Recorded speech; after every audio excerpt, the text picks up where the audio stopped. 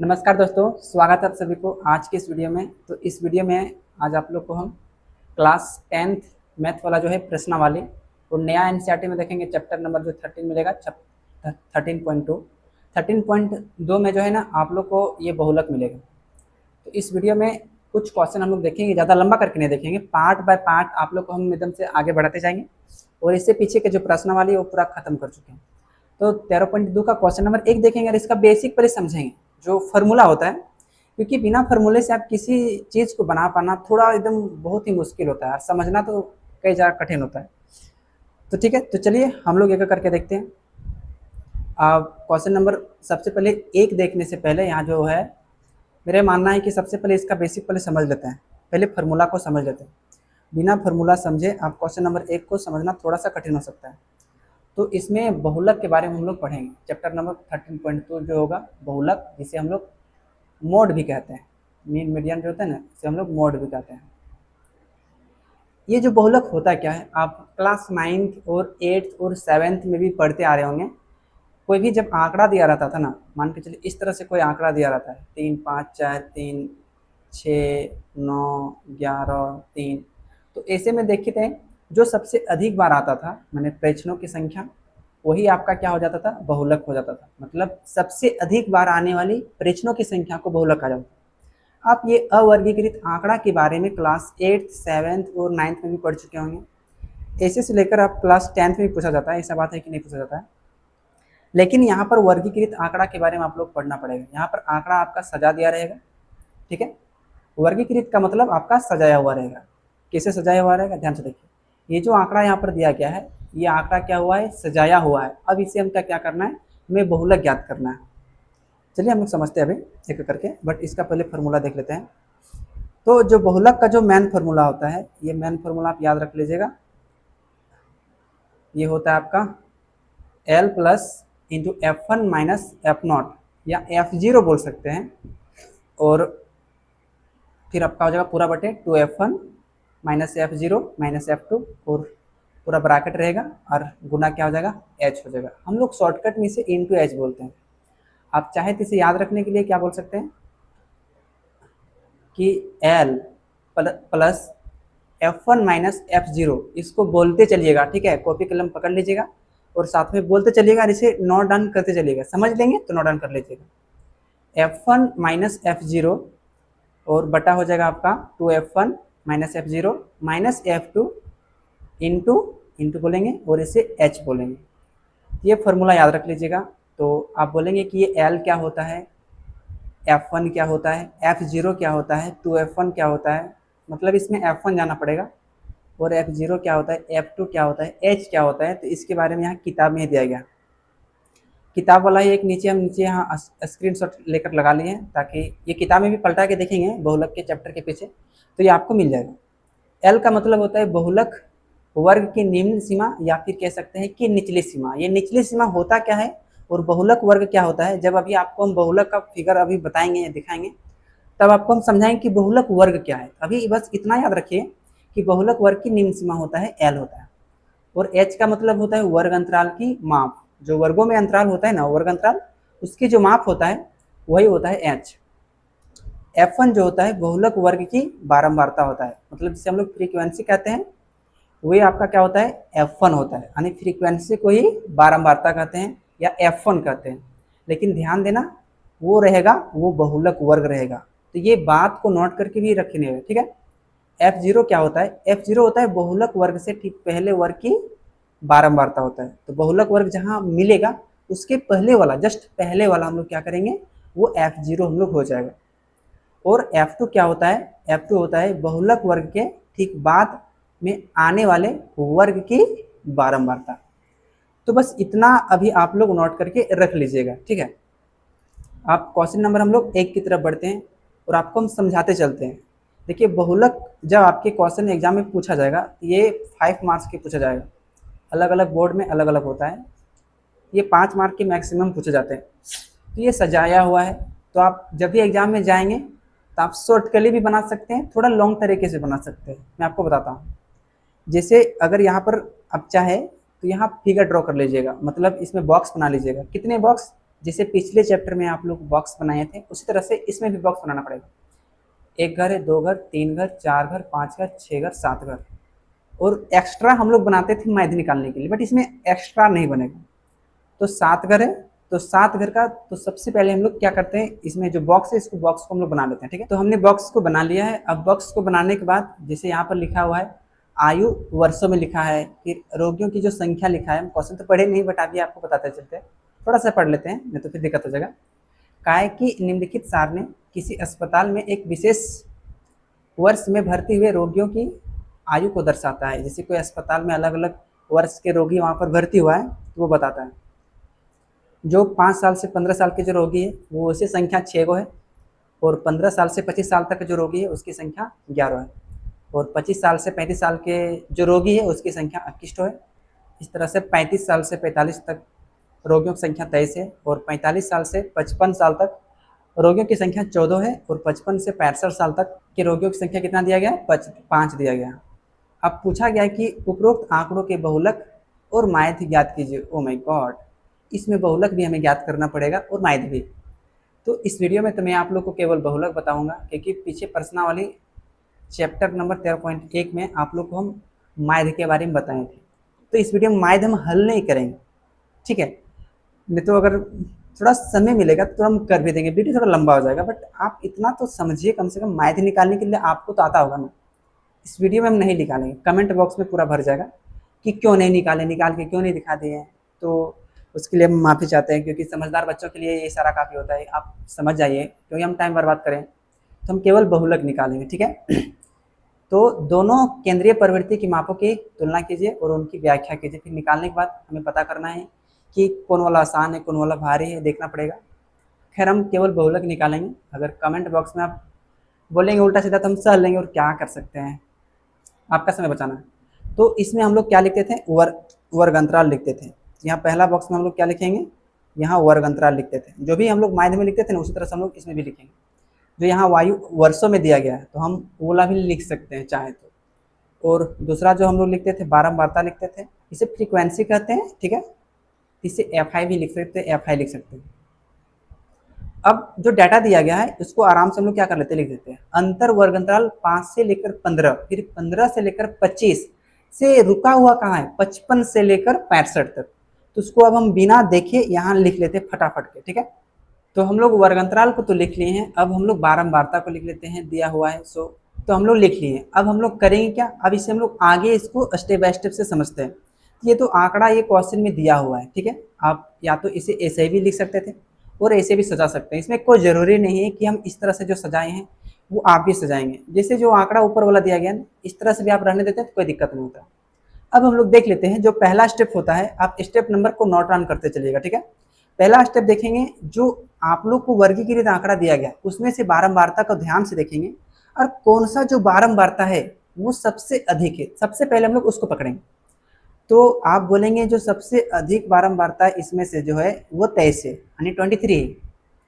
तो हम पहले 23 को पकड़ेंगे, पहला काम करेंगे 23 को पकड़ेंगे, और इसे क्या करेंगे, इसे हम लोग घेर देंगे। देखिए हम लोग 23 वाला को पकड़े हैं और ये पूरा वाला को हम लोग क्या कर दिए, घेर दिए। आप चाहे इसका अलग नाम भी दे सकते हैं, कौन सा, हम रेड कलर से घेर दिए, आप तो दिख रहा होगा, रेड कलर से घेर दिए। अब इसी घर को जो हम लोग कहते हैं, इसी घर को हम लोग कहेंगे बहुलक वर्ग। ध्यान से समझिएगा, ये सब लिखिएगा मत, ठीक है। बहुलक वर्ग। वीडियो थोड़ा सा लंबा हो सकता है, लेकिन मेरा मानना है कि अगर एक बार थोड़ा समझ जाएंगे ना, आगे के सवाल को आप खुद से हल कर लेंगे। तो थोड़ा समय लग रहा है समझने में, वो अलग की बात। तो जो सबसे अधिक बारंबारता था फ्रीक्वेंसी, उसको सबसे पहले हम लोग घेर लिए उस घर को। इस घर को हम लोग क्या बोलते हैं, बहुलक वर्ग बोलते हैं, बहुलक वर्ग। अब चलिए पीछे आपको हम बताए थे कि एल का मतलब क्या होता है, अभी आपको हम पीछे बताएंगे। आप समझ में आ रहा हो कि एल का मतलब होता है बहुलक वर्ग की निम्न सीमा। ये निम्न सीमा आपको समझ में आ रहा होगा। बहुलक वर्ग कौन वाला, तो ये वाला आ गया आपका बहुलक वर्ग आ गया। अब इसका निम्न सीमा कैसे पता करेंगे, जैसे वर्ग अंतराल इसमें जो है इसमें 35 से 45 तक है, ध्यान से देखेंगे 35 से 45 तक है। अब इसमें जो आपको पहले बताए थे ये है आपका उच्च सीमा और ये है आपका निम्न सीमा। तो बहुलक वर्ग की निम्न सीमा अब मेरे ख्याल से आप लोग को समझ में आ गया होगा। तो L का मतलब क्या था, बहुलक वर्ग की निम्न सीमा। तो ये तो बहुलक वर्ग आया, कौन वाला, जो सबसे अधिक मतलब फ्रीक्वेंसी था बारंबारता, वो तो बहुलक वर्ग। अब निम्न सीमा तो समझ में आ गया कि बहुलक वर्ग अंतराल में जो सबसे कम वाला होता है वो निम्न सीमा वर्ग अंतराल वाला। अब दो चीजें समझें, आगे आप लोग को और समझाना था। क्या समझाना था कि इसमें H, अब वर्ग अंतराल की जो माप होती है उसे हम लोग H बोलते हैं, हाई वर्ग अंतराल की माप। अब तो आपको H भी समझ में आ जाएगा कैसे, क्योंकि ये 35 और 45 को ध्यान से देखेंगे, 5 का अंतर है, माफ कीजिएगा 35 45 5 कैसे अंतर होगा, 10 का अंतर। तो इसमें H जो होगा वो क्या हो जाएगा, 10 हो जाएगा, क्योंकि वर्ग अंतराल में अंतर कितना का है, 10 का। इसका मतलब H का मान आपको समझ में आ गया, L का मान समझ में आ गया, दो गो चीज़ें आपको समझ में आया। अब F1 F0 F2 अभी आपको हम समझाते हैं। इसको क्या करते हैं, सबसे पहले इसको हम लोग मिटा लेते हैं। अब हम लोग एक एक करके लिखते हैं, जो कैसे लिखते हैं स्टेप बाय स्टेप, ठीक है। चूंकि सबसे अधिक बारंबारता 23 है, सबसे अधिक बारंबारता कितना हो गया, 23 हो गया। इसका मतलब हम लोग का जो बहुलक वर्ग अंतराल बनेगा, यानी बहुलक वर्ग बनेगा, वो 35 से 45 होगा, या इसे बहुलक वर्ग अंतराल कह सकते हैं। इसीलिए जो बहुलक वर्ग अंतराल होगा 35 से 45 तक होगा, 35 से 45 होगा। अब ये चीज़ें मेरे ख्याल से तो आप लोग को समझ में आ गया होगा, यहाँ तक समझ में आ गया होगा। अब इसको थोड़ा सा लेफ्ट कर लेते हैं और इसको हम थोड़ा पीछे करके लिखते हैं, ठीक है।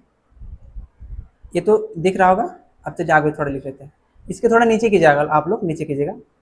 अब हम लोग चुनते हैं, इसीलिए जो L जो हो जाएगा वो हो जाएगा आपका 35, यहाँ लिख लेंगे 35। तो देखिए यहाँ 35 और 45 में अंतर कितना का है, 10 का। पता कहीं भी कीजिए, 5 और 15 में अंतर 10 है, 15 25 में अंतर 10 है, 25 35 में अंतर 10 है। इसका मतलब H का मान कितना हो जाएगा, 10।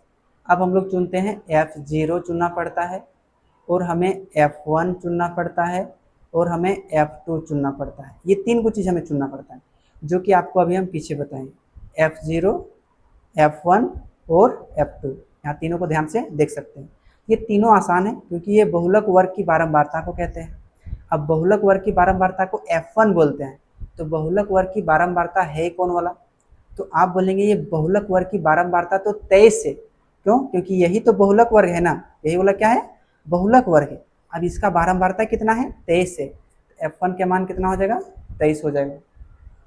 आगे जो हम लोग चुने थे F0 का मान, अब बताइए F0 का मान होगा कितना, जो होता है बहुलक वर्ग से ठीक पहले वर्ग की बारंबारता, बहुलक वर्ग से ठीक पहले वर्ग की बारंबारता F0 होता है।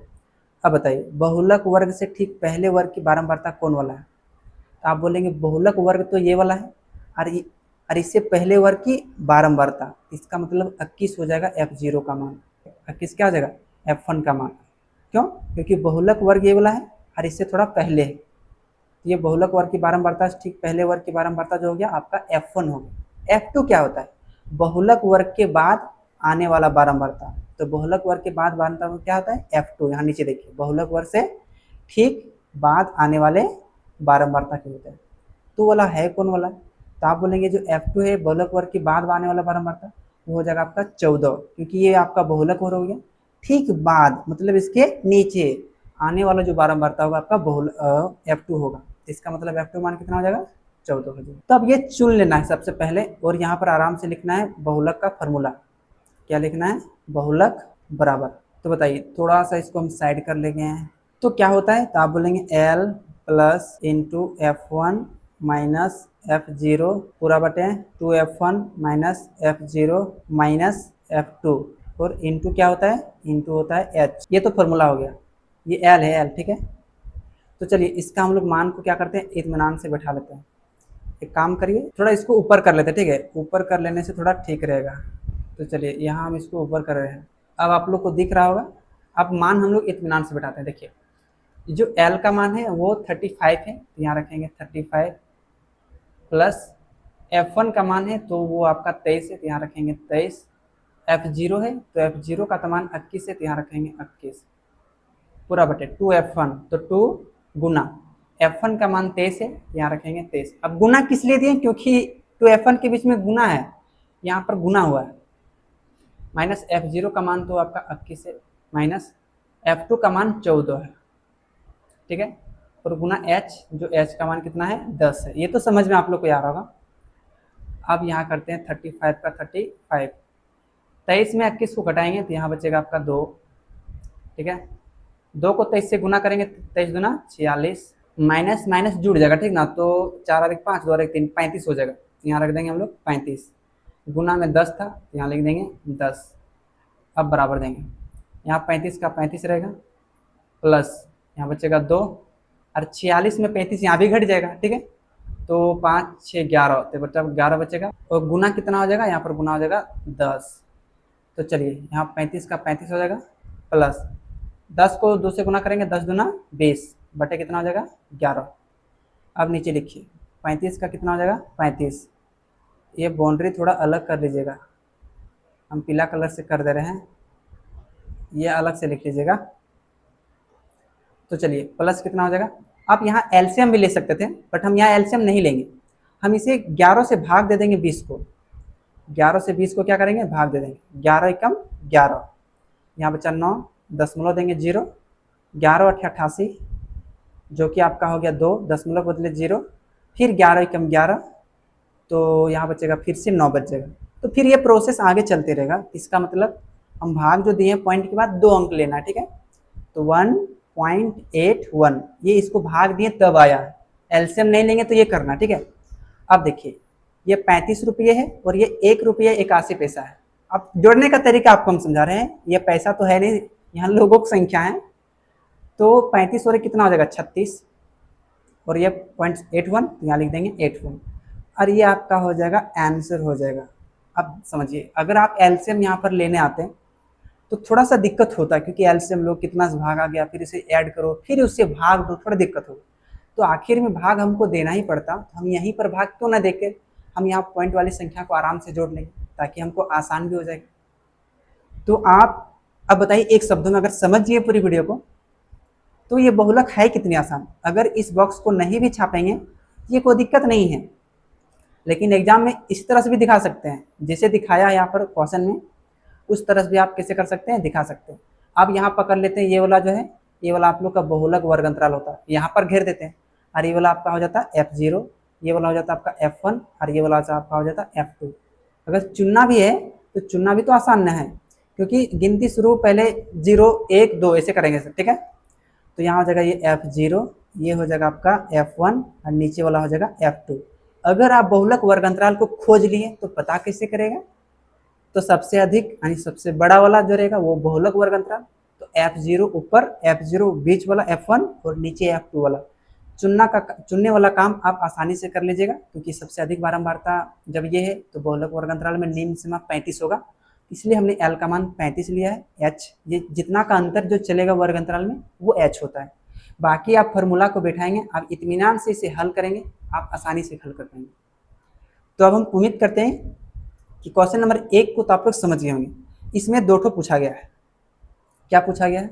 इसमें पूछा गया है इसका माध्य भी ज्ञात कीजिए, लेकिन हम माध्य नहीं निकालेंगे, क्योंकि हम माध्य 13.1 में आप लोग को सिखाए हैं, ये वीडियो हम लंबा नहीं करें आप लोग के लिए। अब हम लोग क्वेश्चन नंबर 2 की ओर बढ़ जाते हैं। थोड़ा ट्राई अपने से करिएगा, ठीक है, ट्राई जब अपने से करेंगे ना तो हो जाएगा।